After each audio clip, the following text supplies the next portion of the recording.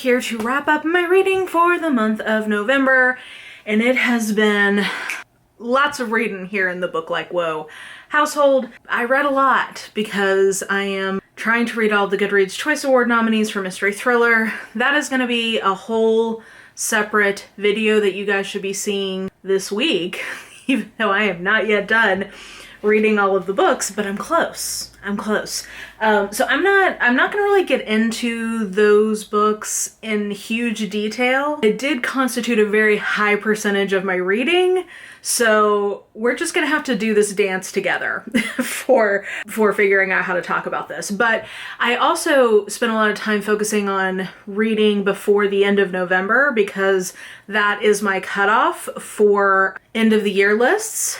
And so yeah, there was a couple of things I wanted to try to sneak in before the end of the year. So I also spent some time doing that. So yeah, I have a lot of things to talk to you guys about, and we'll kind of see how things progress. I did want to mention this candle.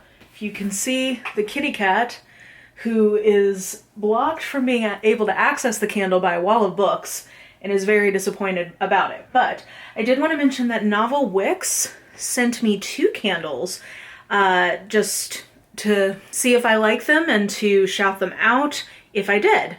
And I did very much enjoy this. Oop, I'm accidentally blowing on this. We'll leave it over there, and I'll insert a picture more close up. But thank you to Novel Wicks for sending that to me. I'm really enjoying them. If you are looking for a small business to support this holiday season, why not make it Novel Wicks? These candles are particularly yummy. These Christmas ones she sent to me. If you're looking for something that is seasonally appropriate, she sent, so the one that's burning right now is Last Christmas, and it has like the wood wick, so it's making all the fun noises, and it's lemon zest, nutmeg, and caramel, and it smelled good in the, like, in the jar. Is that the word I'm looking for? Yes, it smelled good in the jar, but once you start burning it, it does smell like Christmas. There is something about this combination where it's like, yes, this smells like Christmas. Not in like the like piney tree way, but just like in the like good Christmas treats kind of way, but not sugary. I don't know. It just smells great.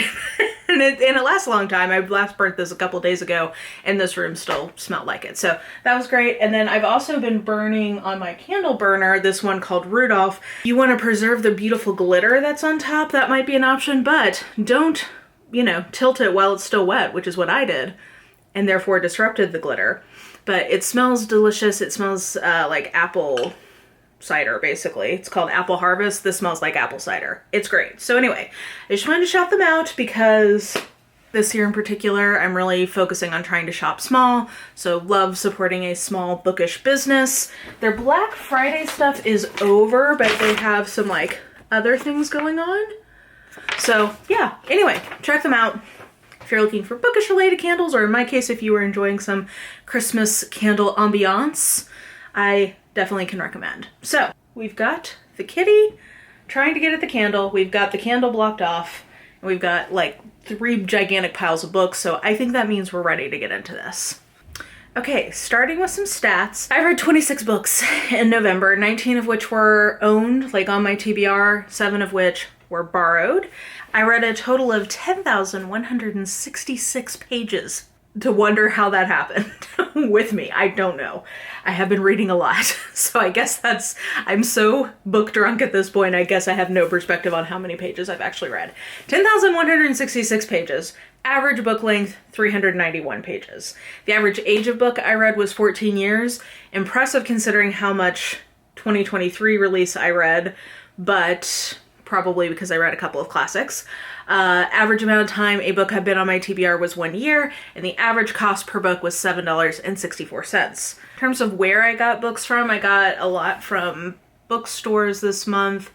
Did get a few from Amazon, some from Kindle Unlimited.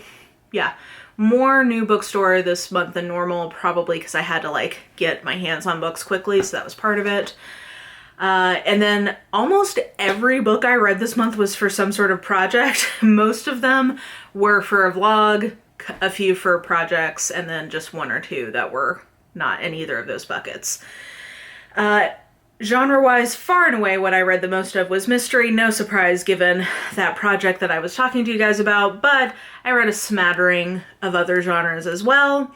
And then if I hadn't had a couple of notable DNFs, I think my average rating would have been even higher, but it was 3.37. And I had 3 4.5-star reads and 1 5-star read, which I do feel like November, sometimes that can happen, because sometimes I'll have been like saving up a book to make sure I get to it before the end of the year. So I think that's maybe part of what happened here. So here are the 26 books that I read this month. And as you can see, when I flip to the which ones I read for challenges and projects view, it's nearly all of them. So I don't really know. I'm trying to decide how we're going to talk about this. Okay. Let's start. Okay. So I read a lot for the Goodreads Choice Awards. I'm trying to think which ones I'm actually going to talk about so that we can get those over with. But I am looking at my list of things I want to talk about. That doesn't work neatly. Okay. We'll just run with this. Okay. So first of all, my biggest accomplishment is that at the beginning of November, I was like, Mara, let's have some real talk. You're about to read a shit ton of mysteries. You're going to have to read them very quickly, and there's a very good chance you're going to have like book hangover after that, and you're not going to want to get into anything too like substantial in December. So why don't you just go ahead and finish off the Chronicles of Bartholomew? And I did that. So I'm very proud. This is my biggest accomplishment because this was sort of a stretch goal. I wasn't totally sure I was going to be successful in trying to get to all of these this year, and I was.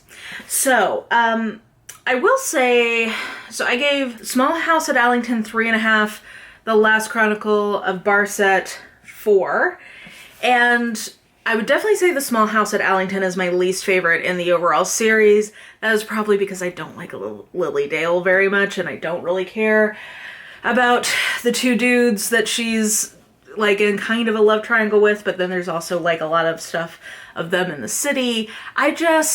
It wasn't my favorite. I did still love the Anthony Trollope, third person omniscient narration. It's always wonderful, but not my favorite.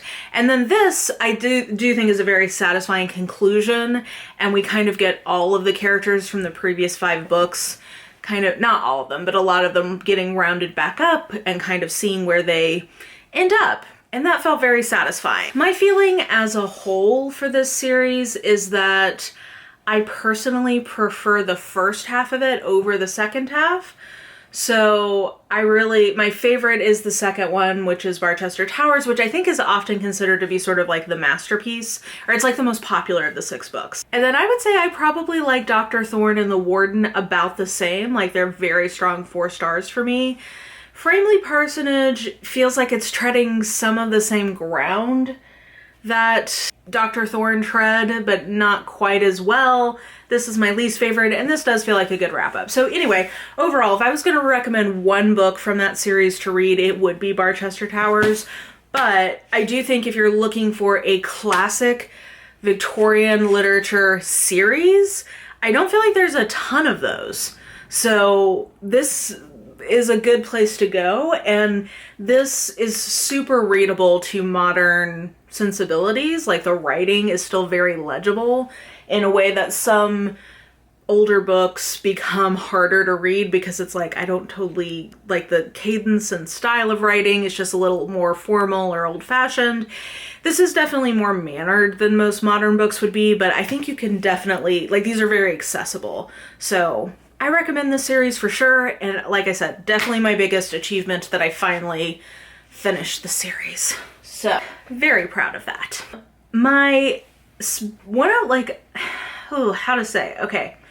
Biggest existential crisis about a book, I guess maybe is the way to say it. No, it's not that strong, but like, my biggest, have I outgrown loving this author, was All Roads Lead Here by Mariana Zapata. I traditionally have loved Mariana Zapata, and the reason I read it, this is one of her only books that I've not read. I think I have 1 left I've not read, maybe 2. I've been saving them up because she doesn't have a huge output. Like, she takes a while to write, and I have absolutely loved her backlists traditionally. Like, they have been comfort reads. I like have binged them in a day. They're just slow burn romances that by any objective measure are far too long, but she just has this crackalicious quality to her writing that just means I will sit there and read a 600-page contemporary romance that should be 250 pages at most. I just love it. And I've been doing some rereading of her in between all of these mysteries I've been reading as palate cleansers. So I've been trying, this is part of why, even though it says 10,000 pages, I actually have read more because I've been rereading a lot of things. Not full books, but just like a few, you know, half a book, a chapter, a novella, something, like just to kind of break things up before I go to bed. I'll read that. And I was doing that with Culty and Under Lock, I think were the two that I was reading. And I was like, oh, you know what? It's time. Why don't I read one of the new ones that I hadn't read yet? So I cracked open All Roads Lead Here because I had heard that was like, it was really well received. It's one of the ones that is getting a mainstream publisher picking it up to like do a full run of it in trade paperback. So I kind of was thinking like, oh, okay, if they're picking up The Wall of Winnipeg and Me, this one, and I think one other one, this must be considered like as good as those others. Oh, great. And it wasn't. I didn't like, it was fine. It was fine. I gave it 3 stars. There were moments of like what I love about her writing, but I think my struggle in this one is that our heroine is in her early 30s, and her heroines are all too stupid to live. They never have any idea that people like them. They always have people who like are strangely obsessed with them for no discernible reason, but like they're kind of oblivious to it. It doesn't work for me with many other authors, but for her, for some reason, it does. But some of that has been that these heroines are sort of like in that kind of new adult age range. So it's like, you know, I can kind of get on board with like they're figuring the world out. This woman is supposed to be in her early 30s and she is just too stupid to live.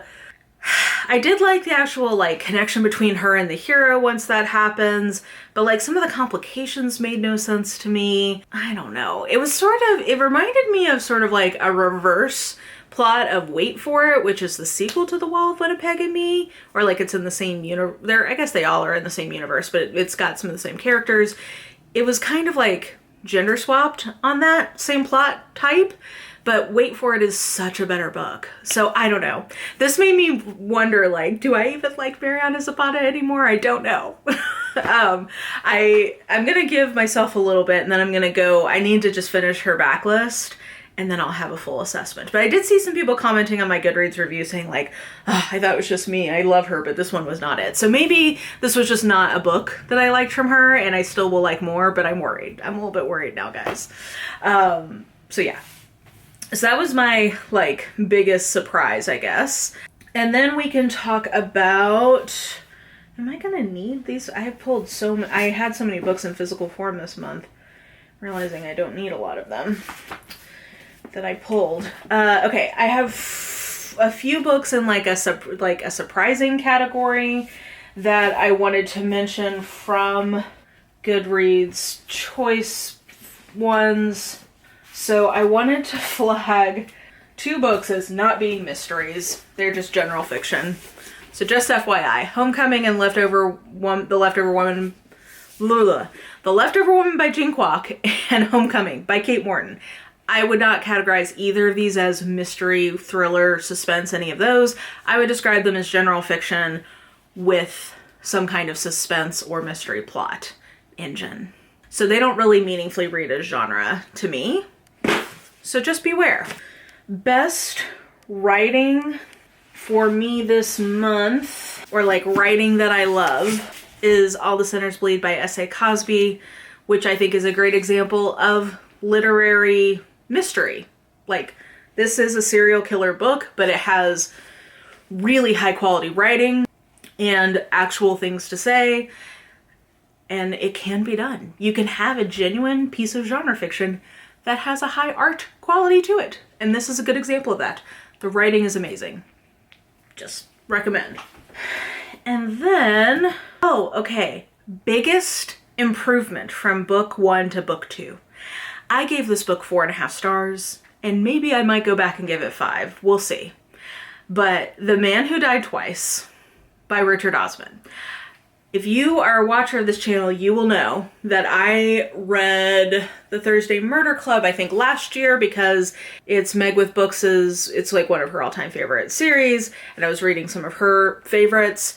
And so I read it and I liked it. I gave it 3.5 stars. I was like, okay, this is fun, but I'm not sure the mystery really fully works for me, but I really like the characters. So like 3.5 stars, B+. It was enjoyable. I'll probably continue in the series at some point. When I posted that, one of the things I mentioned was I could tell it was meant to be funnier than I was finding it, and I couldn't tell if it was the humor didn't work for me or it was so heavy with British cultural references that I just wasn't picking up.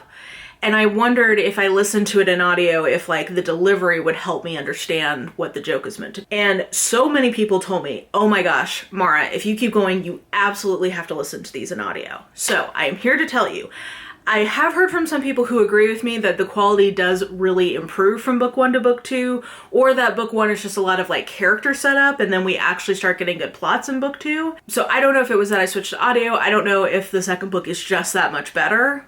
But this second book was amazing. I loved it. The character work is so fun. It was so much funnier to me this time around. Maybe because I knew the characters more, I don't know. Or maybe because the first one was such a big hit, there were purposely fewer like very British references, I don't know.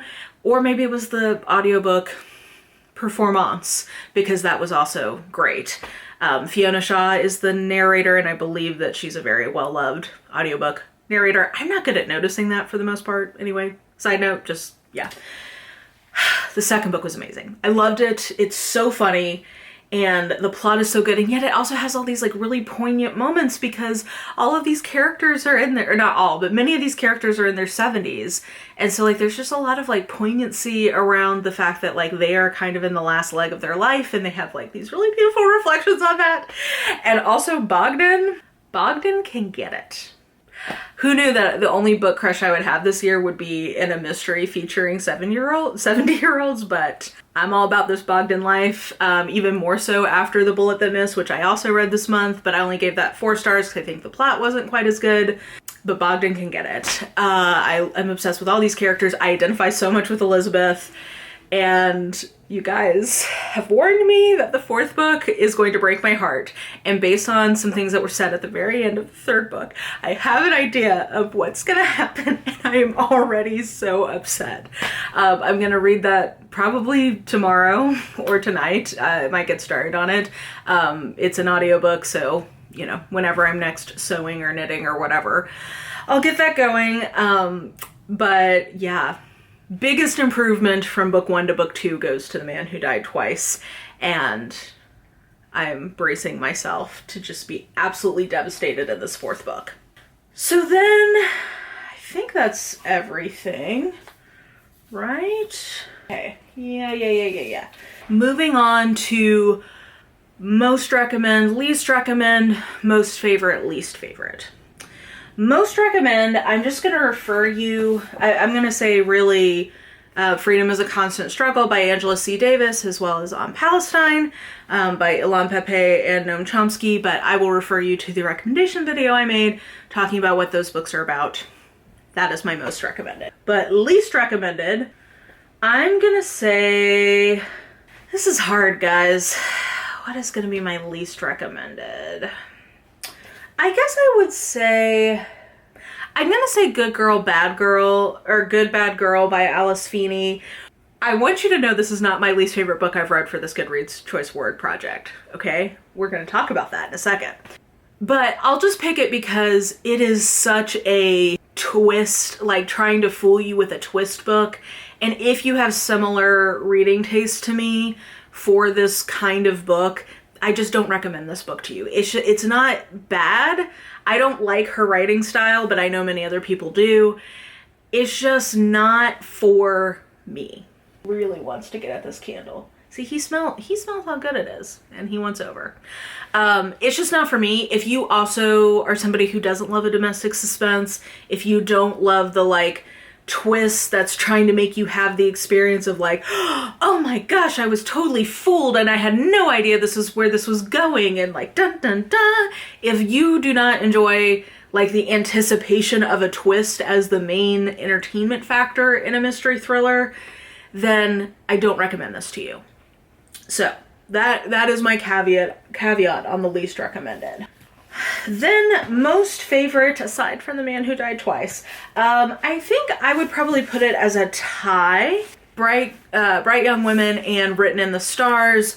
This you're going to hear more about in that Goodreads Choice Award video. Take a shot every time I mention that, but you know, it's 14 of my 26 books were in for that, okay? So you know, you're going to hear more about this. I gave this 4.5 stars, and I think this is really, really good. This is currently what I voted for, but I do have a couple of books left, so we'll see if that ends up being my final vote. So I'll punt on full thoughts for that video. Okay, the other 4.5 star that we haven't covered yet is Written in the Stars by Alexandria Bellfleur. This was just such a delight. I love this so much. I just thought this was so cute. And it made me giggle and like kick my feet. And I haven't had that kind of feeling in a contemporary romance in a while. So it just felt good. It felt good to just be giggly and enjoy the chemistry. This is a sapphic retelling in a contemporary setting of Pride and Prejudice. So I also think it may have been riding the rails of my existing love for that story, to be fair. But I just thought that the banter in here was so good. And I just loved, is this what I tabbed was some banter? And the Darcy character, her brother, who's clearly meant to be Bingley, he's called Brendan. He like sets her up and he just wants her to fall in love, and she keeps resisting. So she's pretending that she's into the Lizzie character, but she actually is in the Lizzie character. And she says, I'm not self-sabotaging. I'm getting to know Elle, and she's more than I bargained for, Darcy concluded, letting Brendan make of that what he wanted. Never before had Darcy ever seen someone's face look quite so much like the human equivalent of the heart eyes emoji. I just thought that was so cute, and like that's sort of the tone, and I just love people being in love, okay? It was just cute and I liked it, and it was two ladies, and I am finding that I really do like sapphic romances a lot. They tend to just be like, it avoids some of the cliches that I least like in romance, because one of them doesn't have to be like an absolute feeling oblivious, completely unable to have any kind of emotion. Like, even in the Darcy character that is supposed to be a little emotionally constipated, it reads so differently when it's a woman as opposed to a man. And I just loved it. It was so good. So that was 4.5 stars. Okay. And finally, we get to my least favorite. And there's a decent chance that this is going to win Goodreads Choice Award Mystery this year. None of this is true by Lisa Jewell. You guys, I'll get into the full thing in the video, but for now I'm just gonna say I could not enjoy this because I was very confused by some of the choices the author made about, well, many things, but particularly a relationship between a middle-aged man and a child. I was confused about the book's position on that, and I do not want to leave a book confused about that. So that's all I'll say for now, but I gave this 2 stars, and it is my least favorite one so far, and it gave me the ick. So we'll leave that there for now. Anyway, that's my November wrap up, a little chaotic and a little self-referential, but I hope you guys are willing to roll with that. Let me know what you thought about any of the books I talked about. Let me know how your reading has gone for November. And also just a heads up that we are about to get into my end of the year Listapalooza, which I love. To make some of the timing work for my holiday travel and other commitments, I'm gonna do some of my lists live this year. So keep your eyes open. I'm gonna do them weeknights, probably 2 of them, maybe 3. I need to recheck my schedule to confirm. So anyway, that's gonna be a little bit of a change up this year. I think what I'll do is I'll start by doing the lists without really interacting a lot with the comments. So if people just want to see the list, they can kind of get a clean timestamp on that. And then I'll, you know, just chat with you guys about it real time, which I think might actually be kind of fun. So we're going to experiment with that so that I can get my lists out without losing my sanity. And yeah, so that is to come. And I think that does it for me, guys. I hope you guys are having a great end of the year. I hope things are calming down at work.